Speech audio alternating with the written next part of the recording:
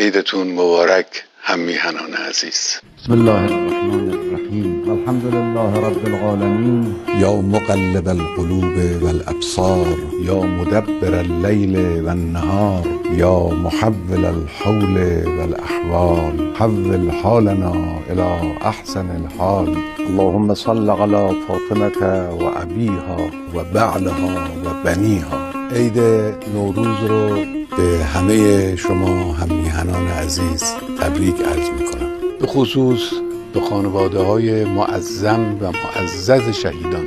امیدواریم که خداوند به اونها صبر بده و اجر بده و جان باختگان رو مورد رحمت و مغفرت خودش قرار بده. السلام علیک این تقعد، السلام علیک اقرأ و تبین. توفیقات همه رو از خداوند متعال مسئلت میکنم و